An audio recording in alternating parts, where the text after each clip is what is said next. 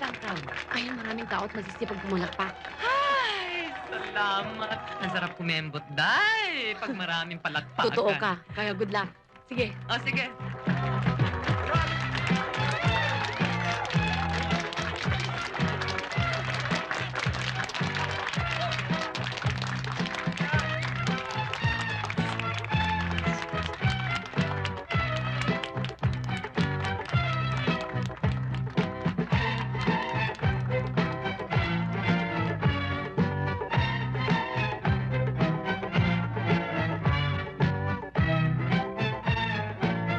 Sino nagpadala niyan? Si Don Gaspar, yung banker. Yung gurang pero maraming pera. Eto ako, bata. Pogi naman, kilalang kilala mo na sa bayet. Kaya lang laging walang pera. Sabihin mo kay Tanda, maraming salamat. Akala ko ba ayaw niya na sa akin?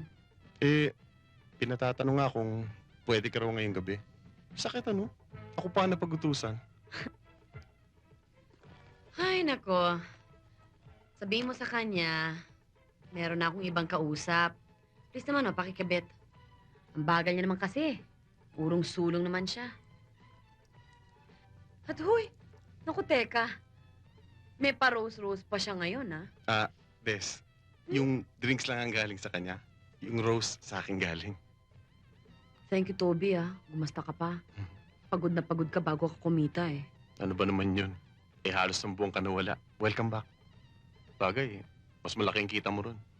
Mag-Saudi kaya ako para may garahe na kita. Pambihira ka. Yung konting kinikita mo, ipadedengoy mo pa sa mga illegal recruiters. Bagay, marami naloloko ngayon. Sige, trabaho na ako. Thank you, Ile, Oh, sorry, Dong. Sorry. Hindi ko alam may bisita ka pala. Ay, init. Uy, Des. Sorry, ha. Hindi ako makakasama sa'yo mamaya. Paano kasi si Jackson binuk ako? Di bale, di bukas ka lang matulog sa bahay. Sayang din kasi. Yung kapatid kong bunso, si Boyet ba? First year college. Ang gastos. Hayaan mo, Paloma. Ang mga katulad mong nagsasakripisyo para sa pamilya ay binibiyayaan ng Diyos. Alam mo, hindi pa tayo nagkakakwentuhan mula nung dumating ka galing sa Japan. Siguro enjoy na enjoy ka doon, ano? Dahil sa milyonaryo mong Hapon. Di ba?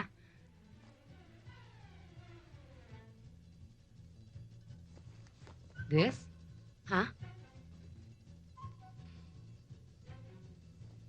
Paloma, may nangyaring masama. Ano? Umibig na naman ako. Gusto mo? Yung milyonaryong Hapon. Pinoy. Nagtatrabaho sa Tokyo. Hindi ko naman alam na may asawa siya, Na-involve ako, matindi. Ayun. Pagkatapos, iniwanan ako ng malamang buntis ako. Kinoko, pinairal mo na naman yung puso mo.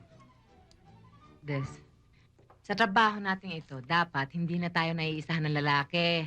Kaya mo, Paloma. Okay lang naman, Ayos na. Anong... Nagpalaglag ka? Pangalawa, Pangatlo.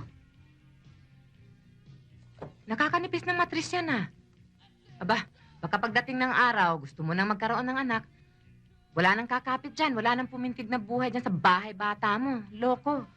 Mag-iingat ka. Alam mo, Paloma, hindi mo na kailangan sabihin sa akin, Talagang hindi na ako iibig.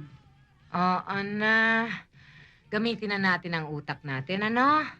Para makapag-ipon tayo, makalaya sa lugar na ito, at makapagnegosyo, ha? Tama. Kasi habang ganitong hanap buhay natin, kahit pa walang asawang lalaki, talagang hindi tayo siseryosohin. Point number 1 yan. Point number 2, hindi habang buhay makinis ang balat natin, maliit ang bewang, at habang tumataba tayo, nangungulubot, ayun, may mga 14 anyos na pumapasok. Basta, Paloma, ha? Kung sino sa ating dalawang unang swertihin, tutulungan yung isang makaahon, ha? Siyempre! 1 for 2 and 2 for 1.